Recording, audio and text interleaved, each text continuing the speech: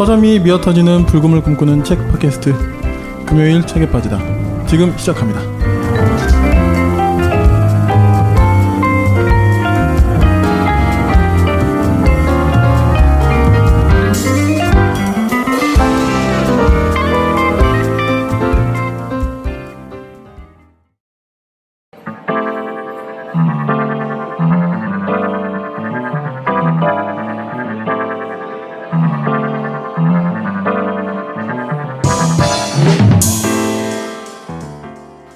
안녕하세요, 불곰PD입니다.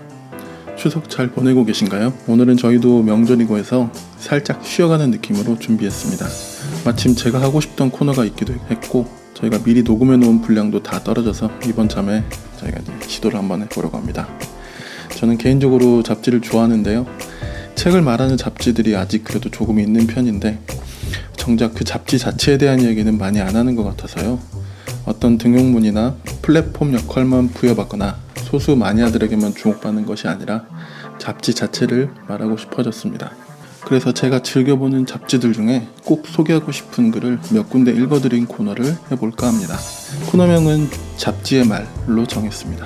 한 달에 한두 번 정도 최신호를 소개할 수도 있고 지나간 호를 소개할 수도 있습니다. 들어보시고 좋으시면 책과 함께 잡지도 주문해보시면 어떨까요?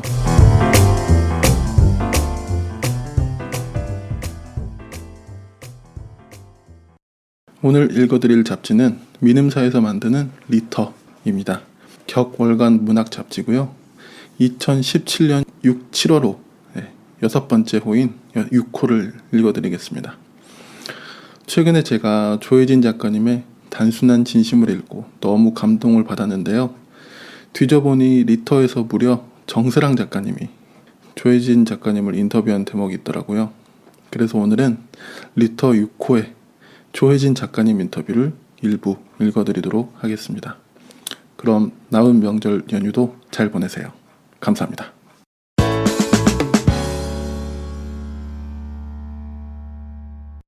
조혜진의 첫 소설집 천사들의 도시는 2008년에 신입 편집자였던 내가 두 번째로 만들었던 소설이었다. 작가와 작가의 소설들을 사랑하게 되어서 책을 만드는 내내 행복했었다. 9년이 지난 지금도 그때 벅찼던 마음이 생생하다. 25살의 나는 호언장담했었다. 두고 보세요. 조혜진 소설가는 멀리 갈 거예요. 오래, 깊이, 자신만 쓸 수 있는 이야기를 쓸 거예요. 다들 신입은 담당 작가를 너무 좋아한다니까 하고 웃었지만 2017년이 된 지금 나는 제 말이 맞았죠? 하고 의기양양할 수 있게 되었다. 코도 고개도 어깨도 하늘을 향해 치솟지만 꾹 누르고 이 인터뷰를 쓴다. 4월 말 물레에서 조혜진 작가를 만났을 때 보도 가장자리에 마른 꽃잎들이 먼지가 되어가고 있었다. 이미 더위가 시작된 것 같았다. 작가의 자전적 소설 물레에서와 크게 달라지지 않았을 골목에서 촬영을 했다. 작가가 물레에서 태어나 유년을 보낸 것을 몰랐었다. 물레 밖에서 만난 사람들에게는 물레를 말하지 않았다는 소설 속 문장이 떠올랐다. 그 아름답고 저미는 소설은 내 고향은 물레라고, 나의 문장이 그곳에서 왔다고 로 끝나는데 물레를 함께 걸으니 어쩐지 더 가까워진 기분이었다. 조혜진 작가는 서울 강서에서만 오래 머물렀고 현재 생활하고 작업하는 공간 역시 물레에서 30분 남짓한 곳에 있다. 글을 쓰는 시간과 장소에 대해 물었다. 저는 주로 집에서 써요. 10평 남짓한 오피스텔에 사는데 그 공간엔 2개의 테이블이 있습니다. 모두 2인용 테이블이죠. 하나는 창가에 있고 또 다른 하나는 공간 한가운데 있어요. 처음엔 창가 테이블에서 글을 쓰고 한가운데 테이블에선 식사를 하려 했는데 시간이 지난 지금은 그냥 마음 내키는 데서 글을 쓰거나 밥을 먹습니다. 커피숍에서 작업할 때도 있긴 하지만 집을 더 선호해요. 왜냐면 제 마음과 정신이 가장 맑을 때가 자정부터 새벽 4시 정도까지거든요. 그 시간은 가능하면 글을 쓰는데 모두 할당하려 합니다. 커피숍에서 작업하기엔 애매한 시간이죠. 창과 2개의 테이블, 네모와 네모와 네모로 이루어진 그 공간은 아마 작가를 닮아 단정하고 맑지 않을까 상상해 보았다. 사람들이 잠든 시간에 홀로 깨어 써온 글들이어서 어둠과 빛이 다 있었구나 납득하기도 했다. 그렇게 글을 쓰고 새벽에 잠든 다음 천천히 일어나 저녁엔 대학에서 강의를 하고 좋아하는 서점에서 워크숍도 진행했다. 한 겹 한 겹 오래된 마른 종이처럼 이야기를 쌓아 최근엔 세 번째 소설집 빛의 호위를 냈다. 표제작을 읽고 무척 먹먹했다. 드물게 찾아오는 빛나는 순간이 사람을 구하기도 한다는 이야기였다. 어떻게 구상하게 되었는지, 혹 작가에게도 그런 순간이 있었는지 듣고 싶었다. 소설은 여러 경로, 여러 감각으로 시작되는 것 같아요.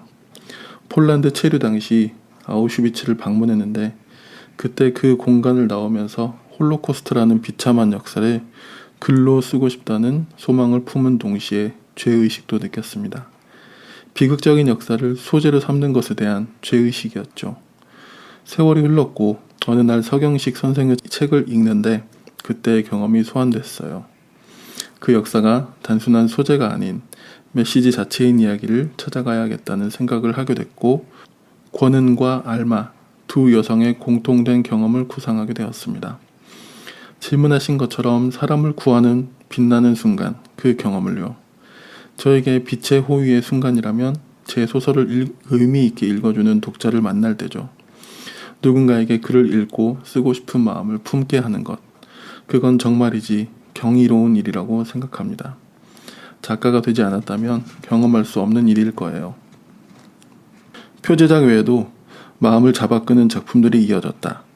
특히 시공간적으로 멀리 떨어진 두 사람이 서로를 생각하는 이야기가 많았던 것 같아 그렇게 떠올리는 먼 곳에 사람이 있다면 살짝 이야기해달라 부탁해보았다. 시공간적으로 떨어진 사람들이 소통하고 유대하는 이야기가 저에게는 제가 가다할 수 있는 희망의 종착지 중 하나라고 생각이 듭니다.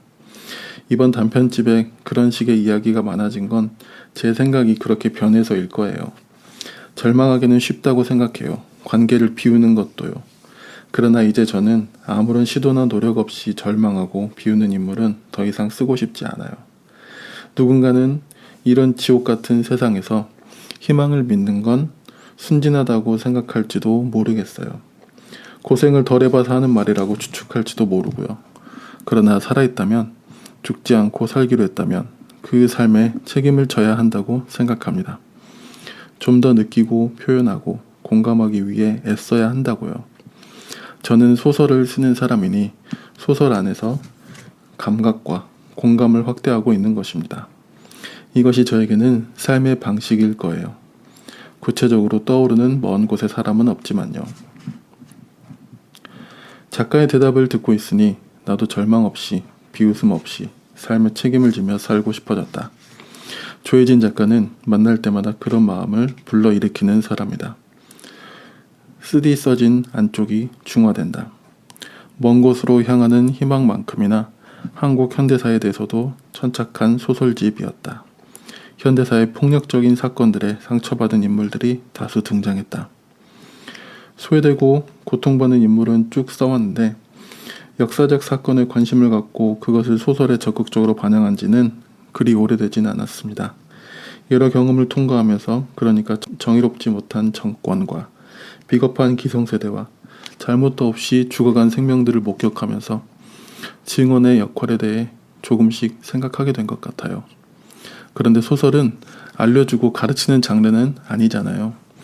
증언하되 문학적이어야 한다고 고민하다 보니 개인이 보이더라고요.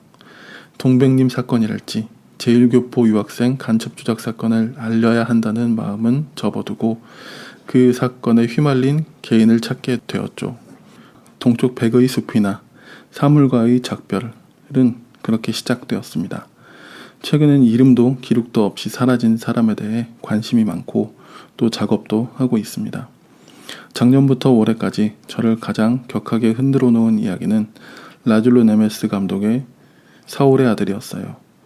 아우슈비츠에서 유대인 시체를 처리하던 또 다른 유대인 존 더 코만도이라는 처참한 역사를 다루었는데 감독이 최대한의 예의를 갖추어 이야기를 풀어가더라고요. 많이 배웠습니다. 자극적인 것을 배제하고 예의를 갖춰 사라진 사람들의 이야기를 쓰려고 해요. 간절하지만 어려운 작업일 것 같았다. 소설로 공동체에서 소외된 사람의 목소리를 가져올 때 어떤 점을 주의 깊게 풀려고 하는지 물었다. 그저 애씁니다. 최대한 그 사람에게 가까워지려고요. 최근에야 깨달았는데 저는 어떤 소설을 쓰든 그 인물이 가장 쓸쓸해지는 순간을 꼭 담더라고요. 로기완을 만났다 해서 로기완이 거의 모든 것을 포기한 채 거리에서 잠드는 장면이라든지 빛의 호위에서 가난한 방에 버려진 권은이 자기 세계에 태엽이 끊기기를 기도하는 장면처럼요. 인간의 마음에 바닥이 있다면 또 제 문장이 탐사선 같은 거라면 최대한 그 바닥 가까이까지 내려가 보고 싶다는 욕망이 있습니다. 그래서 읽는 이들이 조혜진 소설가를 타자의 소설가라고 부르기도 하는데 그 말이 무거울 때도 있을 듯 했다. 사실 애초에 타자를 써야겠다는 다짐을 한 적은 없습니다. 저 자신도 어딘가에 소속된 적이 별로 없어서인지 또 제가 생각하는 좋은 소설이 사회의 그늘을 응시하는 부류여서인지 자연스럽게 타자에 대해 쓰게 된 거죠. 그런데 첫 소설집인 천사들의 도시의 해설 나는 타자다 라는 글을 읽고 나니 타자에 대한 진지한 고민이 시작되더라고요. 이 지면을 빌려 감사 인사를 드리고 싶어요. 그 글을 읽지 않았다면 폴란드에 가서 완전한 이방인이자 절대적인 타자인 탈북인 이야기를 품어오진 못했을 거예요. 그런 평가가 처음엔 의아했는데 지금은 감사합니다. 주변에 조혜진 작가를 사랑하고 아껴 읽는 독자들이 많다. 작가에게도 그간 가장 기억에 남는 독자가 있을 것 같았다. 책이 나올 때마다 메일을 보내오는 독자가 있습니다. 그분은 메일을 보내올 때마다 해외 어딘가에 계시는데 제 신간을 가방에 넣어왔다는 내용이 빠지지 않죠. 또 저에게서 소설을 배운 수강생 중에 그는 이전까지 독자였던 것인데 어느 날 제게 저로 인해 소설을 쓰고 싶은 마음이 생겼다는 엽서를 써서 주었죠. 지금 그는 어렵게 합격한 공무원도 그만두고 문창과에 진학했습니다. 누군가의 삶의 방향을 바꾸었다는 건 겁나는 일이긴 하지만 제가 아니었어도 언젠가는 문학과 글쓰기에 빠져들 수밖에 없었을 거라고 이미 준비된 작가였을 거라고 현재는 그렇게 믿고 있습니다. 공동체에 대해 이야기가 많이 나오는 요즘이다. 조혜진 작가가 소설 속에서 소외를 통해 공동체를 그리고 있는 게 아닐까 평소에 생각했었다. 앞으로 이 사회가 이런 공동체가 되면 좋겠다고 바라는 부분이 있을 듯 했다. 우리는 나 자신의 고통을 절대적으로 생각하죠.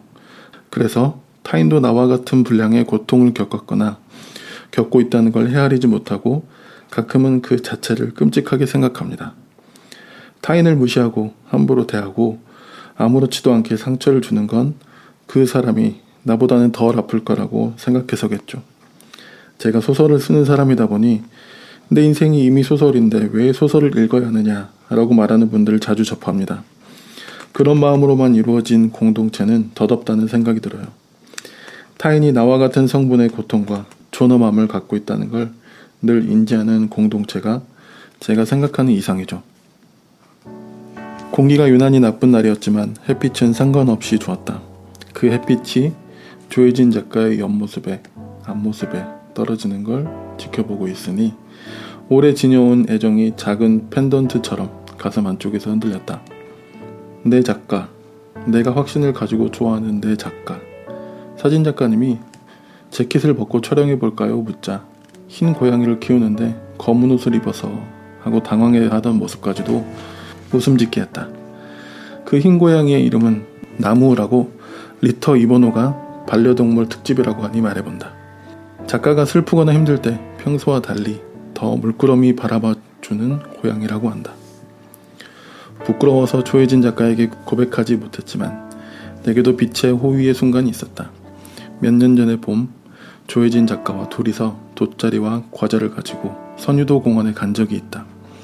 그때 누워 눈부셔하며 바라보았던 하늘, 뜨거워진 코끝을 식혀주던 바람, 과자를 노리던 개미들, 발목에 닿던 잔디의 감촉, 우리가 나누었던 말과 말 사이의 침묵이 빛의 순간이었다. 그 이후로 지금까지 자주 꺼내보며 스스로를 지킬 수 있게 해준 하루였다. 정말로 그랬다고 이제야 말한다.